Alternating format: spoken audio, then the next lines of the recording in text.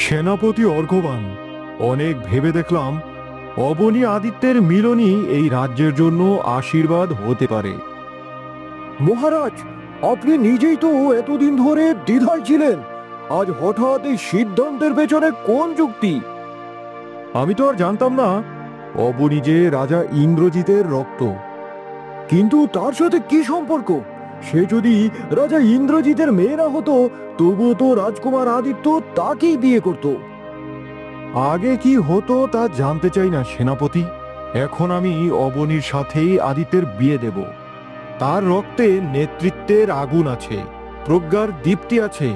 আমি দেখতে পারি সে রাজ্য চালাতে পারবে, আর আদিত্য ওর পাশে থাকলে রাজ্য আমাদের হাতেই থাকবে। তখন দুই রাজ্যই আমাদের হবে। আপনার ইচ্ছে যদি রাজ্য হাসিল করা হয়, তবে সেই ইচ্ছা হয়তো পূরণ হবে না। কেন? এ কথা কেন বলছো তুমি অর্ঘ্যবান? আমি বলছি না মহারাজ, কিন্তু রাজকুমার আদিত্য যদি না চায়, আপনি তো তাকে জানেন, সে কতটা সৎ ও নিষ্ঠাবান। হ্যাঁ জানি, তবে আমি তাকে কখনোই রাজ্য হাসিল করার পরিকল্পনা জানাবো না। আমি তাকে অবনীকে বিয়ের কথা বলবো শুধু। সে তো আমার পুত্র, আমি জানি সে অবনীকে ভালোবাসে, তাই সে কিছুতেই আমার কথা অমান্য করতে পারবে না। যাই, একবার রাজগুরুর কাছে গিয়ে তলোয়ারবাজির কিছু নতুন নিয়ম শিখে আসি। অনেকদিন তো হলো কোনো শত্রুর বিরুদ্ধে লড়াই করা হয় না। নিজেকে কিছুটা ঝালাই করে নিতে হবে। জানি না কখন আবার কোন বিপদ আসবে। তখন রাগান্বিত হলেও কিছুই নয়। একবার শুধু অবনীর সাথে বিয়েটা হলেই ইন্দ্রজিতের রাজ্য আমার কবলে চলে আসবে। আসুন রাজকুমার আদিত্য, আসুন। আপনি এই সময়ে এখানে? কাউকে প্রয়োজন? বাবা, আমি সব শুনেছি, তোমরা কি বলছিলে। আদিত্য, তুমি তো জানো এই সিদ্ধান্ত। আমি কিচ্ছু চাই না বাবা। আমি রাজ্যও চাই না, সিংহাসনও চাই না। তবে আপনি কি চান রাজকুমার আদিত্য? আমি শুধু অবনীকে চাই। আমি শুধু তাকেই ভালোবাসি। ক্ষমতা তো একদিন মরুভূমির মরীচিকা হয়ে যায়, কিন্তু ভালোবাসা চিরদিন থাকে। আমি অবনীকেই বিয়ে করব। সে রাজা হোক বা প্রজা হোক, তাতে আমার কিচ্ছু যায় আসে না। তুমি জানো না অবনী কি দুঃসাহসী? আমি তাকে দেখেছি। সে যদি রাজ্য চালায়, তবে তো সে তোমার থেকে উঁচু স্থানে থাকবে। তখন কি তোমার সম্মানে লাগবে না? তার পাশে থেকেও তুমি নিরপেক্ষ থাকবে। তুমি ভুলে যেও না আমি তোমারই সন্তান। এসব কথা বলে তুমি আমার মন বদলাতে পারবে না বাবা। আমি রাজ্য চাই না বলেই তো তার পাশে সম্মানের সাথে থাকতে পারবো। আমি তার রাজপথে কখনো বাধা হব না। আমি তার রাজপথে ছায়া হব। কিন্তু মনে রাখবেন রাজকুমার, এই ভালোবাসার আগুন রাজ্যের পাথরের প্রাচীরেও ফাটল ধরায়। হ্যাঁ হ্যাঁ, সেনাপতি ঠিকই বলেছে। তুমি আরো একবার ভেবে দেখো। তবে তুমি যদি চাও, তাহলে আমি বিরোধিতা করব না। তুমি হ্যাঁ বললেও ঠিক আছে, আর না বললেও। তোমার পুরো স্বাধীনতা রয়েছে সিদ্ধান্ত নেওয়ার। আমি আর কিছুই ভাবতে চাই না বাবা। আমি অনেক ভেবেছি। আমি কিচ্ছু চাই না। আমি শুধু অবনীকে চাইব। তুমি হ্যাঁ বলো বা না বলো, আমার ভালোবাসার মূলে কিছুই বদলাবে না। এই ভালোবাসার জন্য তুমি রাজ্য ত্যাগ করতে পারবে? রাজ্য ত্যাগ করব, নিজেকে ত্যাগ করব, কিন্তু অবনীকে নয়। এ কি বলল আদিত্য? ও কি অবনীর জন্য নিজের রাজ্য ছেড়ে দেওয়ার কথা বলল? না, তা কখনোই হতে দেব না আমি। কখনোই না।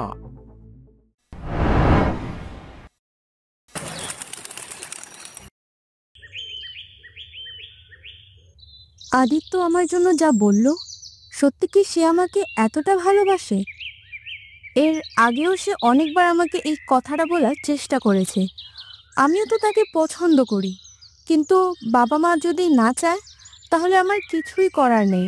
তারা যা বলবে আমি তাই করব। তবে তার প্রতি যে ধীরে ধীরে আমার মায়া শুধু বেড়েই চলেছে, এর পরিণতি কি হবে একমাত্র বিধাতাই জানে।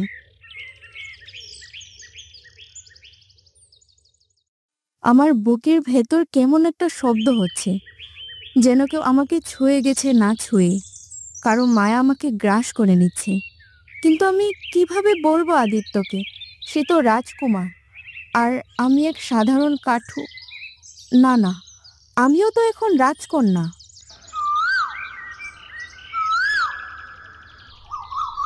তুই যদি মানুষ হতি তবে আমার মনের কথা তোকে শোনাতাম। আমি তো আদিত্যকে শুরু থেকেই ভুলে থাকতে চেয়েছি, তবুও বারবার আমার সামনাসামনি চলে এসেছে। এই অনুভবটাই কি ভালোবাসা?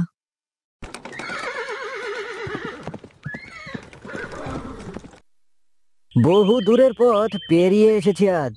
এটাই হয়তো রাজা ইন্দ্রজিতের রাজ্যের শুরু। শুনেছি রাজকন্যার রূপে অতুলনীয়, কিন্তু আমি তার চরিত্রে ও হৃদয়ে কি আছে সেটাই দেখতে চাই, সৌন্দর্য নয়। আজই ঈশিতার সঙ্গে সাক্ষাৎ করেই বুঝবো সে কেমন মানুষ। শুধু রূপ আর বংশ নয়, মনও রাজকীয় কিনা।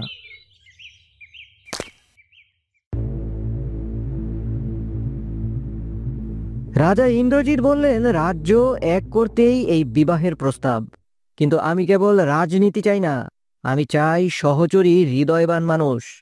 যদি সে হিংসুটে হয়, যদি তার চোখে ভালোবাসা না থাকে, তবে এই বিয়েতে আমি কিছুতেই রাজি হব না। এই প্রথম সাক্ষাৎই হলো তার পরীক্ষা ক্ষেত্র। এখানে আমি চিনব তার চিন্তা ভাবনা, দেখব তার আচরণ।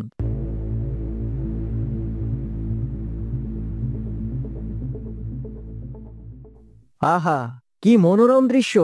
কি অনায়াসে ছুটছে এই হরিণ, ঠিক যেন পরিবেশের সাথে প্রতিযোগিতা করছে। এতদিন পর শিকারের এমন সুযোগ। রাজ্য জুড়ে দায়িত্ব আর ক্লান্তির মাঝে এই একটুখানি আনন্দও প্রয়োজন। দেহে কেবল বর্ম থাকলেই চলে না, যোদ্ধার হাতে নিপুণতা থাকতে হয়। আজ নিজের কৌশল ঝালাই করে নি আরেকবার। হে ভাগ্যদেবী, লক্ষ্য যেন বিফল না হয়, এই নীরব জঙ্গলে আমার নিশানা যেন নড়ে না যায়।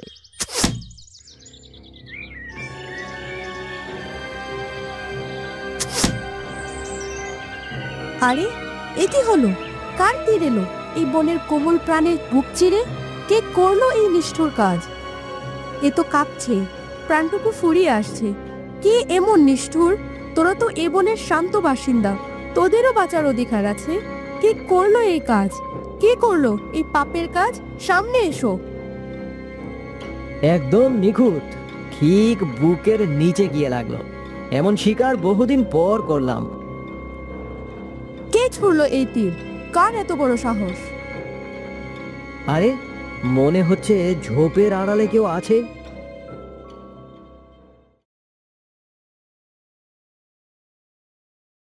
তুমি করেছো এই কাজ? দেখে তো রাজবংশের মনে হচ্ছে। তোমার হাতে একই তীর, তুমিই করেছো এই হত্যাকাণ্ড। কিন্তু কি লাভ এমন রাজপাটের, যেখানে প্রাণের দাম নেই? আমি আমি দুঃখিত, আমি বুঝিনি কেউ এতটা কষ্ট পাবে। কেন করলে এমন নিষ্ঠুর কাজ? এই পবিত্র অরণ্যে যেখানে প্রাণীরা নিশ্চিন্তে ঘুরে বেড়ায়, সেখানে রক্ত ঝরালে? আমি তো শিকার করতে গিয়ে। শিকার কি শুধুই খেলা? প্রাণের আর কোনো দাম নেই তোমার কাছে? আমি রাজকুমার অর্জুন, এসেছিলাম একজনকে দেখতে। ভুল করে এই হরিণকে শিকার করলাম। কিন্তু বিশ্বাস করো, আমি কেবল দক্ষতা যাচাই করছিলাম। এর জীবন নেওয়া আমার উদ্দেশ্য ছিল না। তাহলে কি তোমার তীর ভুল করে তার বুকে বিঁধেছে? প্রাণীরা কি অনুভব করে না? তাদের কি বাঁচার আকাঙ্ক্ষা নেই? তুমি বংশের রাজকুমার হলে কি হবে? মন তো এখনো রাজার মতো প্রসারিত হয়নি। প্রকৃত রাজা সেই যে সব প্রাণের রক্ষা করে। তোমাকে অবশ্যই দায় বহন করতে হবে। তোমার প্রতিটি কথায় আমি অপমানিত নই, বরং লজ্জিত হই। আমি ভাবিনি কেউ এতটা স্পষ্ট ও মায়াবীভাবে ভুল ধরিয়ে দিতে পারে। এই তীর তুমি নিয়ে যাও, যেন আর কোনো প্রাণ তোমার কারণে ঝরে না পড়ে। কি আশ্চর্য! আমি তো এসেছিলাম ঈশিতাকে দেখতে, কিন্তু এখন এই মেয়ের কথায় আমি বিমোহিত হয়ে পড়েছি। কে এই মেয়ে? তুমি কিভাবে পারলে এত নিষ্পাপ একটা প্রাণকে হত্যা করতে? আমি প্রতিজ্ঞা করছি, আজ থেকে আমার কোনো অস্ত্র আর কোনো নিরীহ প্রাণীর দিকে উঠবে না। প্রতিজ্ঞা কেবল মুখে নয়, কাজে ফুটে উঠুক, নয়তো আমি তোমাকে কারাবন্দী করব। কারাবন্দী? কে তুমি? আমি রাজা ইন্দ্রজিতের মেয়ে, এই রাজ্যের রাজকন্যা। তার মানে এটাই ঈশিতা? বন্ধুরা, অর্জুন কি অবনীকেই ঈশিতা মনে করবে? আদিত্য আর অবনী কি এক হবে, নাকি তাদের মাঝে অর্জুন চলে আসবে?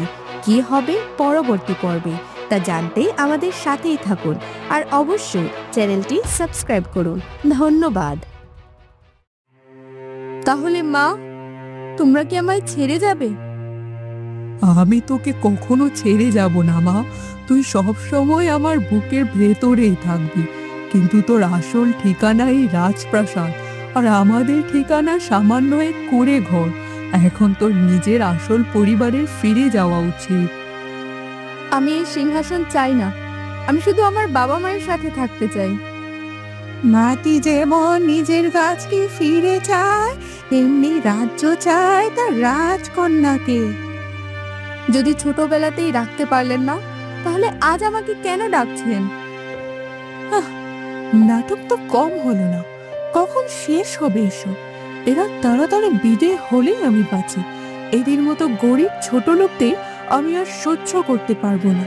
আরে অবনী, ওকে তো একদিনের জন্য আমি সহ্য করতে পারবো না। ওকে আমি যে কোনো মূল্যে এই রাজপ্রাসাদ থেকে বের করে দেব, যে কোনো মূল্যে।